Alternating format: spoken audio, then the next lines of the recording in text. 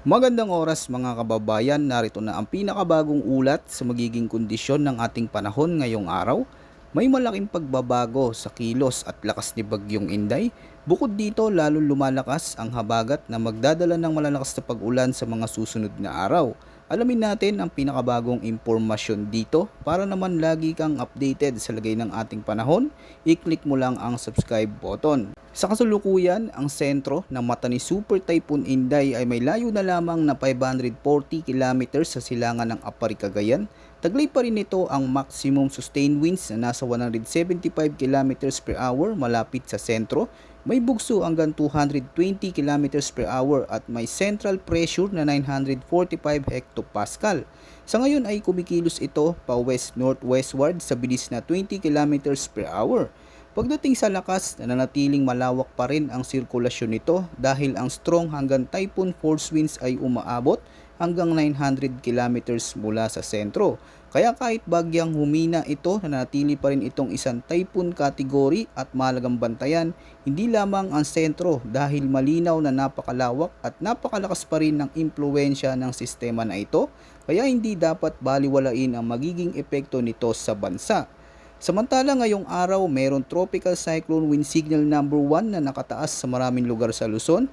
Kabilang dito ang mga lugar sa nalalabing bahagi ng Babuyan Islands, nalalabing bahagi ng mainland Cagayan, Isabela, northeastern portion ng Quirino, gayon din sa may Apayao, the northern portion ng Abra, Kalinga, eastern portion ng Mountain Province, eastern portion ng Ifugao, Ilocos Norte, the northern portion ng Aurora, at sa may northern and central portions ng Catanduanes.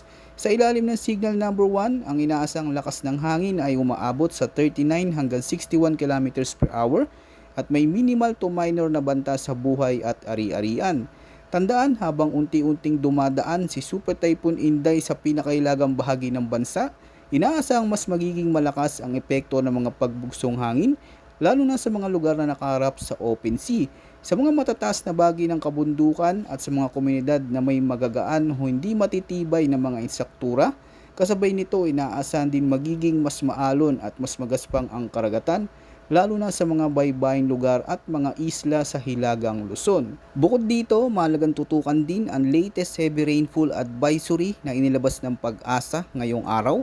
Inaasang makakaranas ng heavy to intense rainfall na abot sa 100 hanggang 200 mm ng ulan ang Occidental Mindoro at Antique. Samantala, moderate to heavy rainfall na nasa 50 hanggang 100 mm naman ang inaasang babagsak sa Metro Manila, Bataan, Cavite, Batangas, gayon din sa may Oriental Mindoro, Romblon, Palawan, Aklan, Capiz, Iloilo, Guimaras, Negros Occidental, Negros Oriental, Zamboanga del Sur, Lanao del Norte at Lanao del Sur.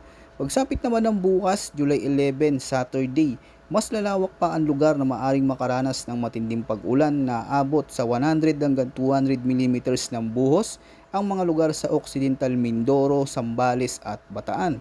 Habang 50 hanggang 100 mm naman ang posibleng maranasan sa La Union, Pangasinan, Benguet, Tarlac, Pampanga, Bulacan, gayon din sa may Metro Manila, Rizal, Cavite, Batangas, Oriental Mindoro, Romblon, Palawan, Antique, Aklan, Capiz, Iloilo, Guimaras, Negros Occidental at sa may Negros Oriental. At pagsapit naman ng July 12, Sunday, nanatiling mataas ang tsansa ng malalakas na pag-ulan sa Occidental Mindoro, Zambales at Bataan, kung saan posible pa rin umabot sa 100 hanggang 200 mm na dami ng ulan. Samantala, 50 hanggang 100 mm naman ng ulan ang tatama sa La Union, Pangasinan, Benguet, Tarlac, gayon din sa may Pampanga, Bulacan, Metro Manila, Rizal, Cavite, Batangas, Oriental Mindoro, Romblon, Palawan, Aklan at sa may Antique.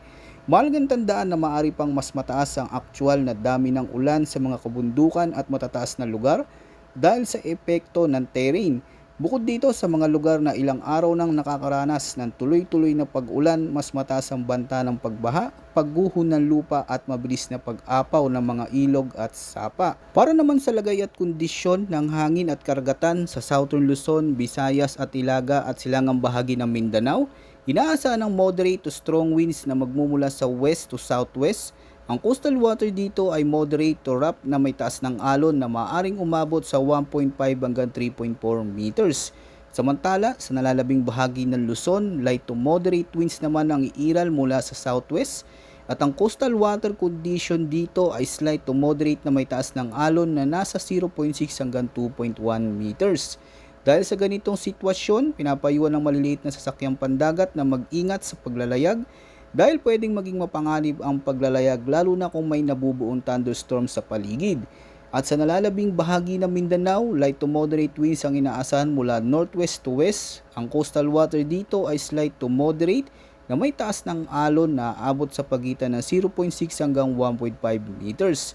Tandaan, kapag may namuong malalakas na ulap, posible ang bigla ang gusty winds, pagkulog at pagkidlat at mabilis na pagtaas ng alon, kaya maging alerto lalo na sa mga lugar na maaring tamaan ng localized thunderstorm at sa mga kalapit na baybayin. Ngayon, dumako naman tayo sa latest track and intensity outlook ni Typhoon Inday. Mahalagang tandaan na hindi lamang ang mga lugar na malapit sa forecast track o sa posibleng landfall area ang maaring makaranas ng malakas na ulan at mapaminsalang hangin. Dahil sa lawak ng sirkulasyon ni Inday, posibleng maranasan ng mga epekto nito kahit sa mga lugar na nasa labas ng forecast confidence cone. Bukod dito, pwede ding magkaroon ng pagbabago sa magiging track ng bagyo habang patuloy itong kumikilos. Sa kasulukuyang forecast track, inaasang magpapatuloy si Inday sa kanyang northwestward movement habang nanatili sa ibabaw ng Philippine Sea. Habang kumikilos ito, inaasang pinakamalapit itong dadaan sa extreme northern Luzon mamayang gabi hanggang Sabado ng umaga, July 11.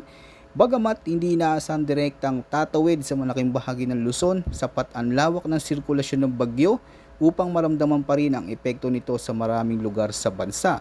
Pagkatapos nito, inaasang kikilos si Inday patungo sa direksyon ng Southern Islands of Japan habang posibleng maglandfall o dumaan ito malapit sa hilagang baybayin ng Taiwan. Pagkatapos ay tuluyan na itong lalabas sa Philippine Area of Responsibility o PAR pagsapit ng Sabado ng umaga hanggang hapon, bago inaasang maglandfall sa eastern coast ng mainland China pagsapit ng Sabado ng gabi o madaling araw ng Linggo. Pagdating naman sa lakas ng bagyo, inaasang mapapanatili ni Inday ang kanyang typhoon intensity habang nasa loob ng PAR. Kapag nakapasok na ito sa kalupaan ng mainland China, doon pa lamang ito inaasang unti-unting hina at magiging isang severe tropical storm dahil sa epekto ng pakikipag-ugnayan nito sa kalupaan. Patuloy nating babantayan ang bawat development at ihatid ang mga pinakabagong update dito sa ating channel upang manatili kayong handa at ligtas dahil habang nasa loob pa ito, posible pa itong magbago habang pumapasok ang mga bagong datos. Maraming salamat sa panonood mga kababayan at higit sa lahat, huwag kalimutang mag-ingat.